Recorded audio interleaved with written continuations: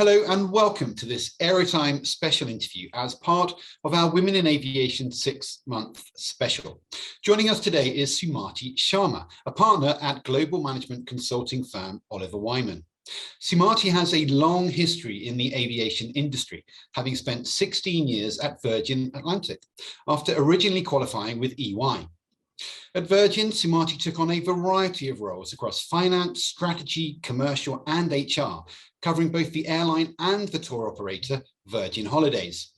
She led the design and implementation of the $13 billion joint venture with Delta Airlines and Air France KLM, creating a new transatlantic joint venture that commands a quarter of airline capacity on those routes. Sumati is a champion for diversity and inclusion in the travel industry, speaking regularly on diversity topics. She is the co-chair for the UK's Women in Aviation and Aerospace Charter that now has more than 230 companies listed as signatories. The Charter is supported by the UK government and is committed to creating a more balanced and fair industry for women. Most recently, Sumati has been nominated for the IATA Diversity and Inclusion Awards 2021 in the Inspirational Role Model category, for which, Sumati, I want to say congratulations. So thank you so much indeed for joining us today here at AeroTime. And there is so much for us to talk about, but I just want to jump right back and start at the beginning. How did you come to join the aviation industry? Great, thank you. So first of all, thank you so much, Richard, and to the AeroTime family for having me. I think what you're doing with the Women in Aviation and the 6-month special is fabulous, and I'm honored to be a part of the series. So what attracted me to the aviation industry? So just to share a bit of my story and background, my dad is from Kenya and my mum is from India, but as a kid, I lived across Holland, France, and Scotland, and pretty much all I remember was being either on a plane or train or automobile since I was a kid. My mum tells me my first flight is when I was 2 months old, when we flew from England to Holland. So I love KLM, that's why the color today as well. But I've had a passion for travel and the aviation industry, I would say pretty much from the moment I was born. I recognize that fundamentally our wonderful industry and airlines, we connect people, and connecting with others, it gives us a sense of inclusion, obviously that connection, that interaction, safety and community. And during COVID times, we've actually missed that connection. So that's why I joined the industry, and I still continue to love to be in it and will continue to be in it. And it's so great to speak to people like you who love this industry. I mean, we certainly share that in common. I've always loved aeroplanes ever since I was a kid, looking up in the sky as one was going across. I always wanted to be in this industry, and so many of our colleagues can tell similar stories about having that passion from a very young age. But when you joined the industry, when you started here, it has been known, it maybe in some quarters is still known as a very male dominated sector. But what were your first impressions when you first came into the industry? Yeah, sure. So to think back, I started in aviation. I won't reveal my age, but you could work it out. I started in the leisure and vacation side of the business in aviation within Virgin Holidays. That was in 2004, and it was in the finance area. And that's because I trained as a chartered accountant with EY. So I joined actually aviation within finance, within leisure. And if I'm honest, and I think back, gender imbalance is not something that I really thought about then. I didn't really think, oh, I'm a woman and I'm, from an ethnic minority background. I enjoyed finance and I enjoyed travel. So that's where I ended up. But actually now, as I reflect and I think back, I studied manufacturing engineering at university, and that was in the 90s. And only 5% of my class was female. And I just wasn't aware or conscious of it then. It's just the way that it was. It was really in the last few years that I've become more senior. And it was about 4 years ago when I was heading up the program at Virgin Atlantic to set up the joint venture. We were in a negotiation meeting with 25 people, 25 of the most senior people across the airlines dealing with. And that moment will stay with me forever because I was the only woman. And it became a conversation during an important, meeting when we were discussing commercial and financial, terms. The topic came up. Oh, has anybody ever noticed that Sumati is the only woman in the room? And so then I recognized, okay, as a female senior leader of color, the more senior I've become, that I'm in a commercial and financial circle. That's the functional path I've chosen. I recognize I'm the only. And then I have a privilege and a responsibility to really help others succeed in this wonderful industry. And I mean, I can see I've read a lot about you. I know a lot about you, and I've spoken to people about you, and everybody shares. I know, and also I saw the video nomination for your IATA award, and I mean, there's a lot of people in there who who really believe in you. You've done something really quite special to bring those people together, to be so so wanting and willing to nominate you for this award. So I think you've really done an awful lot to change the industry already. But I want to know, like, when you first came into this industry, you had those views. But what do you think has been the biggest changes in the industry over the course of your career to date? Yeah, first of all, I mean, it's such a privilege and honor to just be nominated for that Inspirational Role Model Award. I cried when I saw that video. I was on a trip to Paris on my own, and I watched it in the hotel room in absolute floods of tears. Those people, in the video and are involved in the Women in Aviation Charter, which I'm sure we'll talk about, just bring me so much joy and purpose in my life. Mm-hmm. If we move on to kind of what the biggest change was, particularly in the UK aviation, which is, the space I know the very best, mm-hmm. I think the gender pay gap reporting in 2017, that is a requirement and launched by the UK government for all companies with more than 250 employees to report on their gender pay gap. It's on the UK government website. It really became a catalyst and a platform that enabled me to take the conversation to the next level. I'm a data geek. I love my numbers, and the pay gap information, it's downloadable. You can benchmark different companies, and then you can have a real non-emotional but fact-based conversation on gender imbalance. So I think that's been a huge change, but I also recognize that kind of having the conversation with one organization doesn't drive the change. And that's how the Women in Aviation and Aerospace Charter came about, because actually this is an issue bigger than just one organization. The mean gender pay gap across the 7 airlines, in the largest 7 airlines in the UK, is about over 50. So that means, that's quite significant. It's one of the worst industries for gender pay gap. So, that tells me we need to do something altogether. Yeah, and you mentioned the Women in Aviation and Aerospace Charter, and I remember I was a director at the CAA when that was all being developed and when that was being launched, and I remember just thinking, what a great moment that was for that kind of initiative to be driven forward, especially with the support of the government and everybody else that was involved, and 230 signatories now, company signatories. I mean, that's amazing. That's fantastic. But in addition to that, Oliver Wyman, in conjunction with others in the industry, have actually published a report today that highlights what's been described as, and I'm going to read it just to make sure I get it absolutely right, but it's described as the aviation industry's systematic failure to advance women leaders. It states that 59% of women in leadership roles in aviation have considered leaving the industry. Now, we've spoken to many women as part of our campaign here, our Women in Aviation campaign, who have told us about their career experiences, and it's clear that much still needs to change. But tell us what the main findings are of your report. Yeah. We at Oliver Wyman are delighted to launch this report, along with IAWA, which is the International Aviation Women's Association in the US.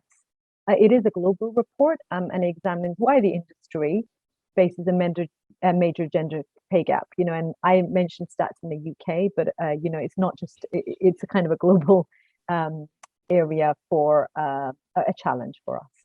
So we surveyed 450 aviation professionals. That's in frontline, midline, and senior leadership levels. About 75% of the people we surveyed were female, but we also obviously had male input, 25%. And on top of that, we did a lot of interviews to understand why there's so few female leaders in aviation, and what needs to be done to, make progress. So the key findings on, what we believe need to happen, and I urge anyone watching this to get the report. I will make sure that we provide the link along with the video. First of all, inclusive leadership starts at the top. Senior leaders in aviation, they must commit to, looking at diversity and inclusion, and whether that's, gender, ethnicity, sexuality, generational people who are carrying responsibilities, and even, diversity has so many different forms. So building a culture that is deliberately inclusive is really an important job for the very top, and the leadership needs to acknowledge it. The second is diversity and inclusion is not just a job for the HR team. It is a business strategy, and you need to redesign systems to make sure that there is balance. And the third key area is sponsorship. Sponsorship is the ultimate accelerator to help our industry become more diverse and inclusive. So, it's great, the report is coming out, and it's really our job together to make sure we collaborate to move our industry forward. Absolutely, and I completely endorse that and support that it is, all of our responsibility to work together to, progress with these things, and to actually tackle head on some of the findings in this report. There's one particular one I want to pick up on, which you've actually just mentioned, which is that 65% of women say that they never had a sponsor. Now, I don't know about you, but I've been incredibly lucky in my career, very, very lucky. I've had some amazing mentors and sponsors, both men and women. And I've also been incredibly honored to sponsor and mentor both men and women in my career as well. And it really has been a fundamental part of my career, both in terms of the support and guidance and, just everything really, that sort of personal and professional support that these people can give you through your career. But it's also been something that I found incredibly rewarding to be on the other side of that fence, and to, help and guide others in the same way that people have helped and guided me, all the way through my career. And I certainly, I'm absolutely convinced of the fact that I would not be sitting here today had it not been for some of those amazing, marvelous, wonderful, generous people who have actually, put me in the position that I am today. And this is one of the things that really jumped out of the report at me. So what is it that we can all do to make sure that the kind of support that we need and the kind of support is available for the next generation of leaders coming through? Yeah, so it's so lovely to hear you talk about your sponsors, because I recognize the same. I mean, first and foremost, I think you'll notice you'll reach a certain point at your career where your capability, your skills, being able to do the job, that becomes table stakes, working hard, delivering results, it gets you so far. And what I've reflected on, similar to you, is how important sponsorship is. And I think even more now that I think about it, sponsorship is important for women and people from, more minority backgrounds or groups, to make sure they're not left on the sidelines. So it's really key that if you're in the industry, find sponsors who can advocate for you, publicly sponsor you, and fight for you in settings where maybe you cannot fight for yourself. I'm really thankful, like you, for my sponsor. I can name specifically 3. They all happen to be male sponsors and advocates who've helped me to get to where I am. And just like you, I wouldn't be where I am today if it wasn't for them. Now, for people listening who are thinking, actually, I would like to sponsor someone, what does a great sponsor look like? And this is something I've been thinking and researching quite a lot. So I'll maybe give my quick tips on the ABCD of sponsorship. Mm-hmm. So A is, if you want to be a great sponsor, think about amplification. So when sponsors amplify, they share the proteges' accomplishments with others. It's like a bid to create an increase an audience's positive impressions of them. So that's amplification. The B is boosting. So if you've ever received or given a letter of recommendation or benefited, from, being introduced to somebody, effectively that means you're boosting your protege. You're putting stake a bit of your own reputation to, give more of a guarantee about their future success, and that means a lot. C is connecting. So I talked about how aviation is about connecting people. Think about how you as a sponsor can connect people. A high status sponsor connecting and claiming the association actually gives a lot of value to both the protege and the other person. And finally, D is defending. And that's actually quite possibly one of the most effective sponsorship tactics. So when a sponsor defends, they address an audience who might be disliking or dismissing or interrupting a protege, and you work to persuade them to change their opinion. So that gives you, sponsorship is different to mentoring. If you want to know what you can do to drive a difference, please read about it. It's one of the most powerful tools to help more diversity and inclusion in our industry. And I really hope, Sumati, that there are, I hope there's a lot, but even if there's just a few people who are now listening to what you're saying and thinking, hey, I can do that, and I really want to do that. I hope that, through the power of this interview, we're encouraging more people to actually take on that incredibly rewarding and beneficial, but so important role, helping and guiding and, just sharing the experiences as you've described. I really hope that there are more people who will now, think about that as something for the future, for their careers as well as the next generation as well. But let's jump ahead 10 years. In 10 years' time, we're going to come back and we're going to have another conversation. I hope before 10 years, but let's think about 10 years into the future. If there was one thing that, looking back on the aviation industry in 10 years' time, you see has changed, what's the one thing you really want to influence and change over the course of the next decade? Oh, great question. So thinking in 2031, and actually now we're at such an interesting time for our industry with restart post-COVID. We have a real opportunity to put D&I at the core and the heart of the restart. So organizations, the one thing I would want is organizations, to treat D&I as a business initiative and strategy. I'm going to advocate for the one change being organizations, fully abiding by the principles of the Aviation Aerospace Charter. In organizations where they ask, how do we get X women to, Y leadership roles by this date? Do we have an explicit plan? Do we track progress and hold business leaders accountable? So the 4 principles that I would hope all organizations would abide by are, and this is the 230 organizations who signed up abide by.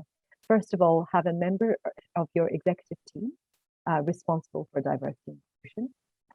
Secondly, set internal targets. Set yourself as appropriate to your organization and where you are now for diversity and management. Thirdly, publish progress annually against those targets, and do that publicly, either on your website or your annual report.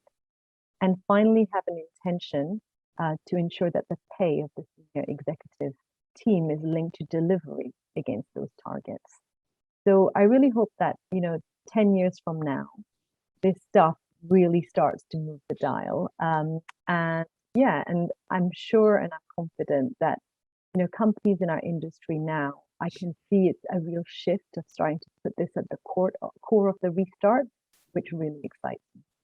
And it's a real opportunity now.